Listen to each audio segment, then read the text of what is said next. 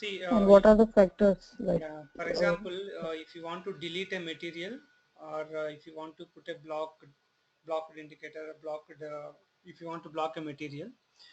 So generally the requirement comes like deletion of material. For example, you created a material wrongly, okay, and in SAP we don't have a function called delete the material number until you do that some kind of archive those things and all, but directly you cannot delete a document. That's why there is a functionality which is given by SAP to keep the deletion flag for that material. Because of that deletion flag, when you create a PO, when you do a goods receipt or any kind of activity, when you create a purchasing document or when you create any goods movement, system will throw a message, this material is having deletion flag. Okay, that we can keep either error message or a warning message, that is as per the business requirement, but we have a functionality to keep the deletion flag. Generally, we use deletion flag when you create a material without requirement, when you create a material with some wrong data and you want to create a new material for that, two things. And sometimes when you create the material as a duplicate, already there is a material with same name, same details, but you don't know.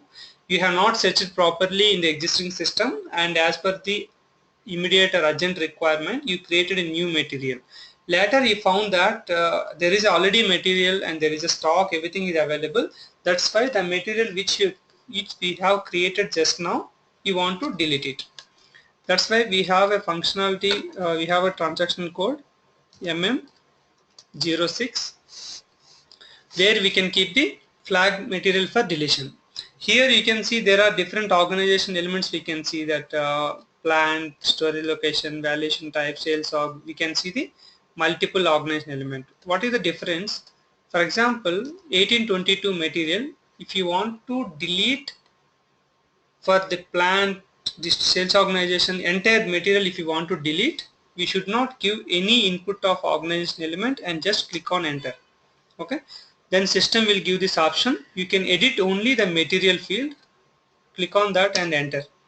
Then see, you can see that all have become deletion. Because of that, material is deleted at the central level. Okay, now if you want to delete the material only for plant 1000, it should work for other and all. For example, if it's not, for which plant it is available, we can see it is available for S5 S1 plant. You want to delete only for that plant, then we have to give that plant and save it. Okay, now if you go to table SC16 and MERA is a table where we can see the material general data and which is saved at the client level. 18, 22 and execute. See, deletion flag is not available because we have not deleted at client level. Now if you see MERC and give same material and execute. See, for SY S1 deletion flag is there because I have just now kept the deletion. Okay, you can do deletion flag at client level. Client level means you just keep it like this and execute. Yes, save the material. We can keep deletion flag at client level or plant level or any one storage location level or a sales organization level. You can keep in the different way. Now if you go to MERA table and give 1822 and execute, see the deletion flag is at client level because we have kept the deletion flag at the material level. This is about the deletion flag where we use this functionality when you want to temporarily delete that material, otherwise because of different reasons which I have explained initially, we can do the deletion. And we also have a block option, that also if you see that material 1822, we have a basic data one, we have client level block that is called ex-plant material status. We can block the material only for procurement, or we can block the material for some costing purpose if you want to. Otherwise, if you keep the obsolete materials, it will give the error at all the places. If you want to block the materials, that also we can do at client level. If you do in basic data one, it will affect at the client level, means for all the plants and company codes for which this material is available. And another one we have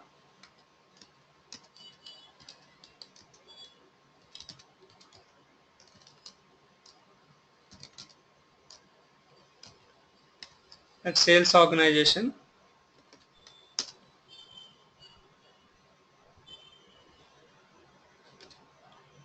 See, in sales organization 1 we have X distribution chain status. Okay, at the distribution channel level also we can keep the deletion flag. If you want to make that material to block at the level of distribution and all, we can keep that same thing. Technical defect, or if any for sales not allowed. If you want to restrict the material, that we can do at the sales level view. This is called blocked functionality. And also we have another block that is in purchasing view. That is in purchasing view, which you can keep block at the plant level. See, plant special material status. Blocked for procurement, obsolete material, blocked for purchasing. Means we have three kinds of block: one is distribution channel level, client level, and plant level. This you can do. Otherwise, the deletion flag which we have discussed, we can do any way. This blocked status and deletion flag we can get from the tables. MERC for plant, MERA for general data or client level data. And if you go for that other tables like MVK and all, we can get the sales related. See, if you see this table, MVK.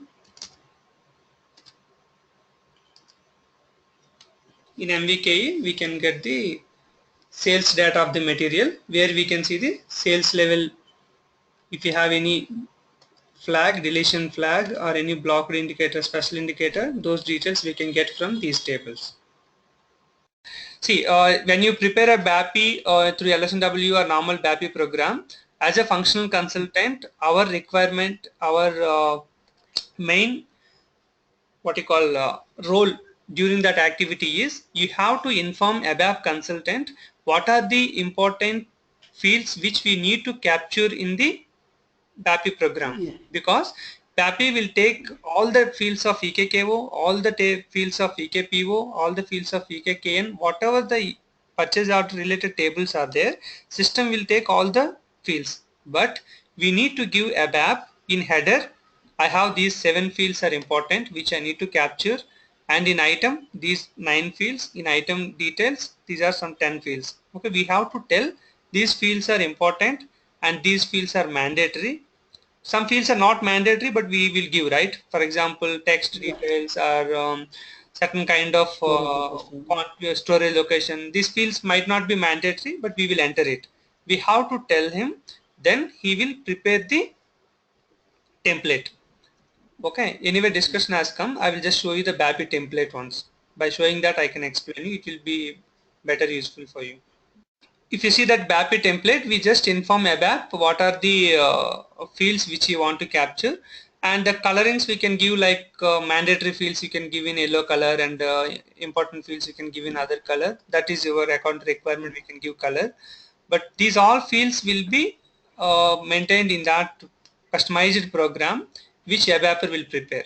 Okay, we need to pass the data and he will give a customized transaction code. We need to upload that Excel sheet and check the results, whether the PO is created successfully or any errors. If any errors are there, we can easily identify. It will give an error like payment term is not given. Okay, then you have to give payment term in the sheet and then upload it. And once everything is given, if output will come, then you have to go to ME23N and see that PO. The PO was created as per your requirement, and all the details which you have given in Excel sheet, whether those are visible in PO or anything is missing, those testing has to be done by function consultant very thoroughly. Once you are satisfied whatever the details I'm capturing in Excel sheet, those details are coming to SAP PO. I can see in ME23N. Once you decide that, we will tell the test is successful. Okay, this is the role of a function consultant. First thing is you have to give the input fields and you have to tell what are the mandatory fields and it should be available. And once you preparation of the template, you have to pass different kind of data, and the negative testing also you have to do. For example, you have to give PO date, you have to give Ganesh, and you have to pass it. Whether system is taking that or it is throwing any error. Those kind of any negative testing also we have to do. Once everything was done, then we will say that testing is successful. The PAPI can be used in other quality production, whatever you want to use. See, tax code, what we give in purchase order and all, we won't give the tax code in material master. If you know that this material you should pay always certain tax and all, you can maintain in info record, which will come automatically to purchase order. Okay. It will come in purchase order, and you can see the tax amount, and also the respective tax will be calculated at the time of invoice verification. But we don't give in material master, and I will show you info record where we can maintain for a vendor how much tax code that we can maintain it. See, if you open any info record,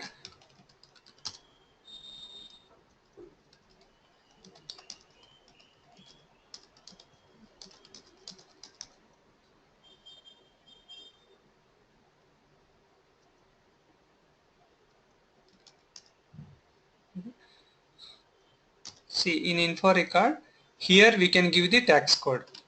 If you give whatever the tax code you give, that tax code will come automatically to purchase order, and we will whatever the tax code comes into purchase order, that tax code will come to invoice verification, and we can do the tax amount and we can do the payment. But in material master we won't give it.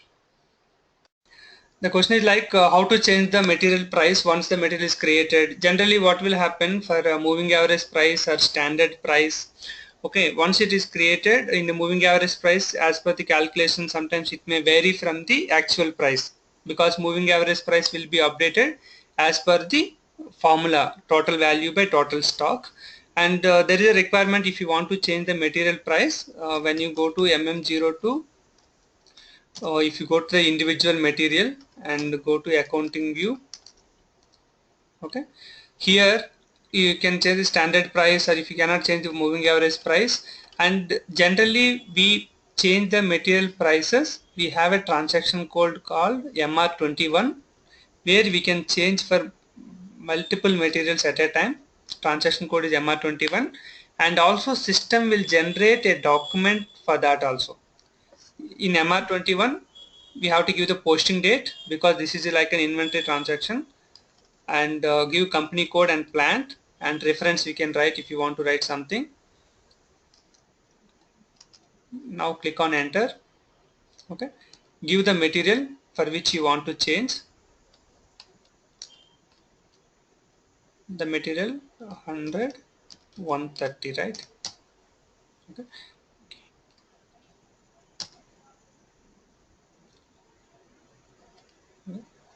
We can give like what is the current price is available and what is the price control. Everything will be visible in the system.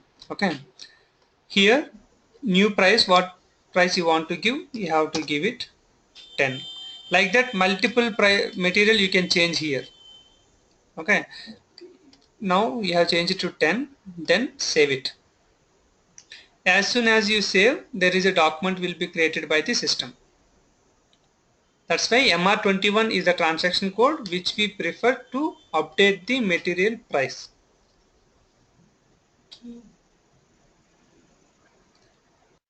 Yeah, we have posted that document. That document we can see here. For example, if you come to MR21, just now what are the document we have posted? The document, we can see the document. Old price was 0 and new price was 10. Okay, and if you go to accounting documents, that accounting document we can see the stock account BSX gets debit, and the losses of material price, that account UMB gets credit. See, when you are because the stock, why it gets positive, because earlier price was 0 and latest price was 10. That's why the system has taken in the BSX as a debit, positive entry, and the material price loss account, it is credit. That is UMB transaction key. If you go to OBYC, we can see that. See, UMB gain or loss from revaluation. Gain or loss from revaluation, UMB. If you give INT, see the respective valuation class 232000. Our valuation class is 3000. Our material valuation class, that's the system has taken the account from 232000. This is about the material valuation. When you change in MR21, system will give this accounting entries also will be generated. See, if your next question is like you're asking from where the PR price and PO price will come. If you see this PR and PO price, PR price comes from material master. Okay, the valuation price from where we can see that it comes from the material master. PO price comes from, this is the order, either contract, okay, or info record, or old purchase order. If you have any old purchase order for the same combination, system will take from old PO. If there is no sources, you have to give manually. Okay, this is the PO price order, and PR price comes from the material master, and as per standard SAP system, PR price never come to PO. If you have created a PR, there you have maintained the price of 100, which is the material master. Then if you create a PO with reference to PR, system won't copy PR price to PO in standard, which can be done with maintaining the parameters in the user ID. Then only we will get that. Okay, but in standard it won't happen. It will come from contract. First, if you check contract, if contract is not there, it will check info record. Info record is not there, it will check old purchase order. If there is nothing, system will ask you to enter the price manually. Price from PR it won't come. If you want to get in user parameters, we have to maintain that respective parameter to user ID, then only it will come. Okay. For each release code, we create a role. Okay, that role in authorization management, they assign that release code R1, and that release code R1 assigned role will be assigned to the user who is going to release it, and the person should have an email ID, and for that email ID, once a release is triggered, means for that PO, the first release is R1, then a mail will go to the person who contains that respective role. You have to understand each release code, we create a one role. In that role, we assign that through authorization object, we assign R1 release code to that role. That role will be assigned to person who is responsible for R1. For example, R1 is production manager, then production manager is so and so Suresh. That production manager Suresh, we assign this role, then that Suresh should have an email ID, and for that email ID, when a PO is created and sent for approval, a mail will come to Suresh.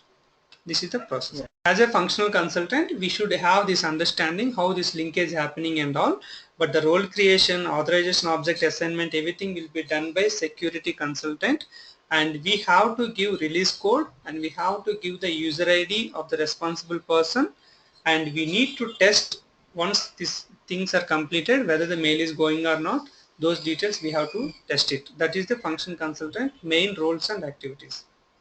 Your question is like how system will take material numbers when you create LSNW. When you create materials from LSNW. See, LSNW, when you create through recording program or a batch input, whatever the method, what you are creating in MM01, the same thing will be done in LSNW. First point you have to understand. In MM01 you can create one material, but in LSMW you can create multiple materials. It may be hundreds or thousands. Second point. Yeah. For example, in your material master, if you see the number ranges, for example, I will open that. If your current number is, I will open and see that. We don't go with some generic point. Logistic general. Yeah.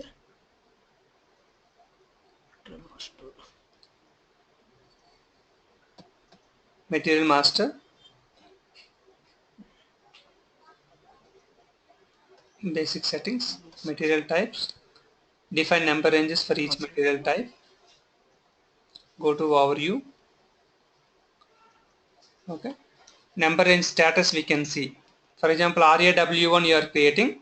Number range status is current number. 90049 is the number which is available in the system. This is the last material number. If you go to MM01 and create a material for RAW1, system will give 90050. Yes. Okay?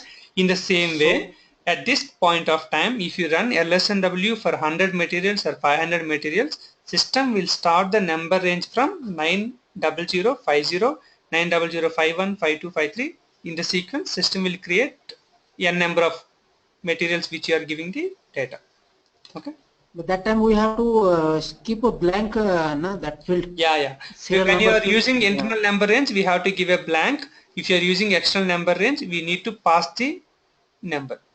Yeah, actually, in recording there we have manually filled that's why I was asking that it is a record. If it is external number range, if you are using, you have to give the number manually. If you using that internal number range, you have to keep the blank. System only propose the number.